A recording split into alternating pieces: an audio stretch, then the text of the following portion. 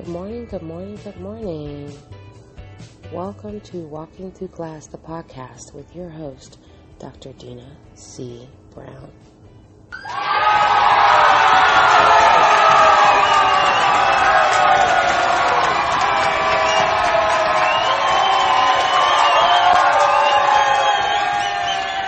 Welcome to Friday.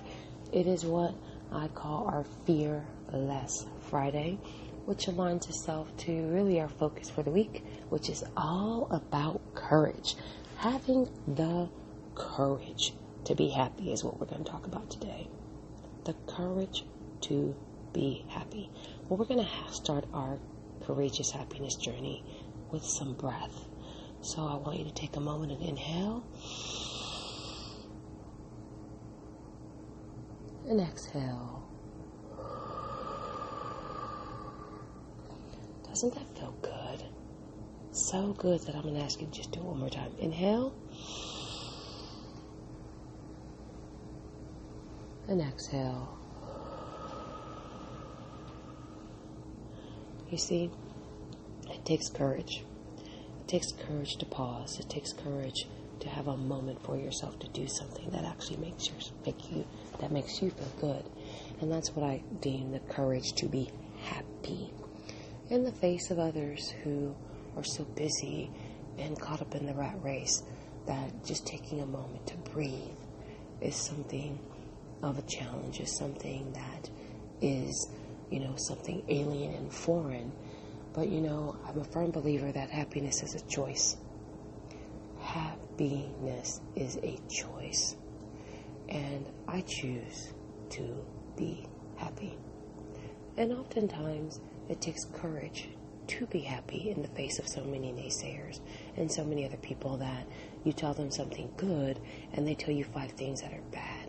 You celebrate one opportunity and they tell you other 10 opportunities in which you failed at. So it does take courage to be happy. It takes courage to be happy in the face of any and everything outside of you. So I recall a moment in my past where I wondered or questioned my courage, so to speak, and being happy, which is why I'm so intentional about it now, is that I remember when I earned my doctorate, and that journey was a long, arduous journey and something definitely to be proud of. But for many years, I kind of didn't talk about it outside of that particular moment, and I downplayed it because I was concerned about what other people would think and how they thought that I would think, or I questioned, would they think I felt differently about myself, or if I was better, or et cetera. It was a whole litany of stuff. But I recall the time when I had to go and actually defend. And when I went to go defend, I went by myself. I didn't take any friends, any family, anyone with me. I did take a bag of gifts for my team, my dissertation team, and my advisors were pretty sharp, and I've been pretty astute, and I was a bit nervous in going down there, but I knew I wanted to be by myself, and I wanted to process those moments by myself and those feelings. One of which, because I thought in the beginning, what happens if, I defend and I don't get the vote of approval, and I'm not a doctor today, I don't have a PhD. And then the other part was, at that point, I couldn't fathom the aspect of, okay, you've done all this work, and, it's going to be a success, even though that my chair was like, it's good, you're ready to go. So went through the process, did my thing, presenting my information, and left the room. They ask you to go outside and sit and process, while they deliberate over whether or not they tell you your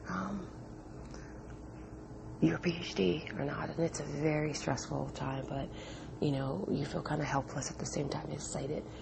So after a brief respite outside the door, they invite me back in, and balloons, and they say, "Welcome, Dr. Brown." And I was so elated and, overjoyed, and I was sharing and excited, and got my paperwork back, and it said defend with no corrections. So that meant that was huge, because usually you could defend and they'll say, but we want you to go back and take a look at this and have you make some adjustments and make some corrections, and then you'll be officially, a doctor or officially a PhD. And so it said defense with no corrections. I didn't even know what to do. I walked out over to the graduate office, paid my money, sent my paperwork, and they were like, wow, congratulations. Oh my gosh, congratulations. It says defend with no corrections. And I remember being excited and understanding the magnitude of that. But when the person was sharing that with me, and they were saying, wow, this is a big deal, you have some pretty tough people on your team, that meant your work was really good. And I remember my immediate reaction was like, oh yeah, but it wasn't my best. I immediately started apologizing for it not being my best, instead of owning the moment and celebrating that success, And so I was doing it in private, going, yes, I did this. But whenever someone would say something to me, I would kind of back away and say, okay, well, yeah, yeah, it's good, but, as if anyone could have done it. And then I realized later on, now in my new sense and state of awareness, no, not anyone could have done it. I did it. And the courage to be happy about that moment was something that was very difficult, but I realized that it's been part and parcel to my programming. And that any time I've had the opportunity to celebrate a win or share a win, there have been people in my life to immediately put a mirror to my face and share, the not so good times, the losses, the not wins.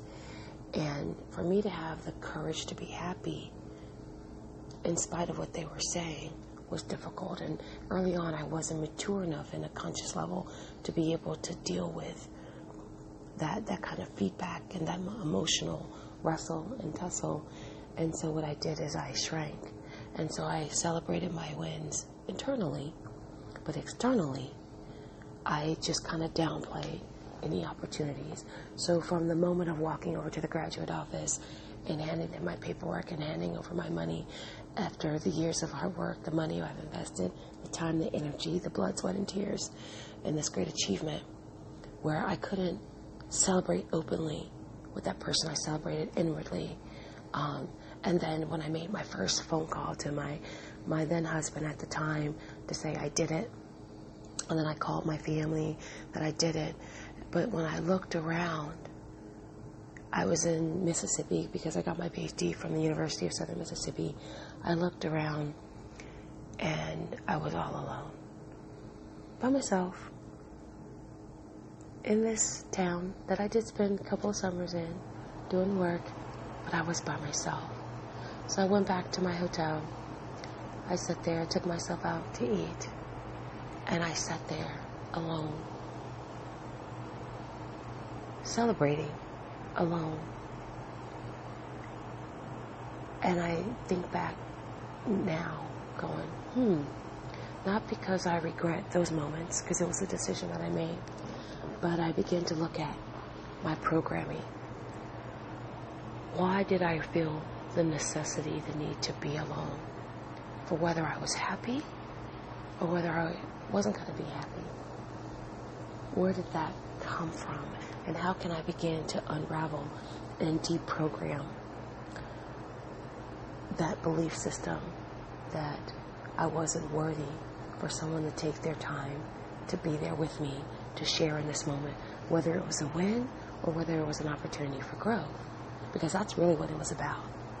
You see, the courage to be happy is not just about always winning. It's about the learning that goes with it. It's about the courage to say, wow, I might not have made it this time, but you know what, here's what I can do next time. And here's the people that I can lean into that will support me.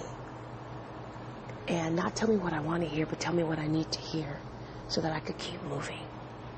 So the courage to be happy also takes courage in building a village that will celebrate with you. That will celebrate with you. And sometimes that village has to celebrate for you when you're stuck and getting in your own way. And they have to pull it out and pull it out of you. And it's no time like now that I miss Dia the most, who was my co-pilot in so many ways. My co-parent, my co-thinker, the yin to my yang. Because when I couldn't be happy for me sometimes, she was. And she was that catalyst for me that also would say, smack me upside the head and smack me upside the thought process to say, what in the world? When I was saying, why me? She was saying, why not you? Of course it's you. Of course it's us. We deserve this. Dia introduced me to not only celebrating the birthday week, but the birthday month, which I expanded to celebrating all year long. Why? Because I'm present. So it does take courage to be happy. It takes courage to make the choice to be happy, even when situations and circumstances don't align to what your expected view is. I'll say that again. It takes courage to be happy when your situations and circumstances do not align, to the view of what your expectation is for your happiness. So the courage is knowing that it's coming and you have the power to make it happen. And since this is our Fearless Friday, is the courage to be happy is to tell fear to shut up sometimes from when you're making a choice and you're making a decision and you're taking an action that's going to lead to a greater sense of self for you, a greater understanding, a closer step to your dream, a new opportunity for you. That takes courage. And the courage to be happy is so embedded in your belief systems. And I'll say this time and time again, until you have the courage to make the unconscious conscious, to deal with the script and the programming and those limiting beliefs that have become part of, you learned them somewhere, you picked them up somewhere, and oftentimes before you even knew what you were picking up and learning. So having the courage to push back against that and say, I choose to be happy, and I'm going to begin to do things that make me happy. And they don't have to be big, giant things. I'm not talking about going and buying a new car, taking a trip, running all around. I'm not talking about that. I'm talking about getting up, going to grab yourself a cup of coffee, sitting on a bench in the park, and watching the ducks for 15 minutes. If that makes you happy, do it. Do it. Because happiness doesn't always have to cost you financially. But it can, and it will cost you spiritually, mentally, and emotionally. And that's where the power of your choice comes in. And that's why on this Fearless Friday, I challenge you to do something today that literally makes you happy. And share it. Share it. Because it can, and it is contagious. If you don't believe me, just smile at somebody in the elevator and watch them smile back. Smile at somebody walking down the street. Watch them smile back. When you start making choices that are for you by putting your mask on first and living your very best life today because you love yourself on purpose with purpose, then that is a choice and a step towards happiness. And that is a step in the direction of re-scripting your narrative, your divine narrative. So on this Fearless Friday, I am going to do something that makes me so super happy. When my pumpkin wakes up, we're going to go have a great breakfast, jump back on the road and head back from Vegas. And you know what I'm going to do? I'm going to the beach and do some reading. Why? Because I love sitting near the water. It rejuvenates me. Got a lot of ideas. Got a lot of things going on. Had a lot of stressors. But you know what? Today I'm going to choose me. And I'm going to choose to be happy. And fear doesn't get a vote. So I'm not afraid about what somebody's going to say, what they're going to do, what I'm not going to have, and what it's going to cost me on the other side. Because right now, being present in this moment is the happiest that I can be. Is in this moment. And so I choose joy. And if you want to learn the strategies to really master that inner game, you're definitely going to want to join me. Not only in buying my 28-day mindset cleanse, which goes live on July 1st, but in mastering the inner game book study.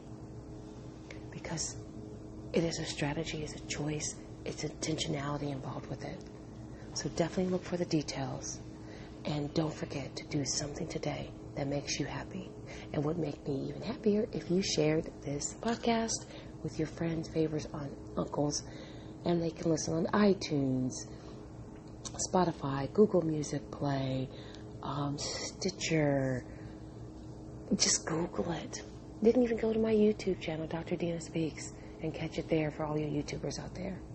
I guarantee you, if you begin to listen to Walking Through Glass, the podcast, and your daily dose of vitamin Dr. D, you'll get a little bit more sunshine in your life.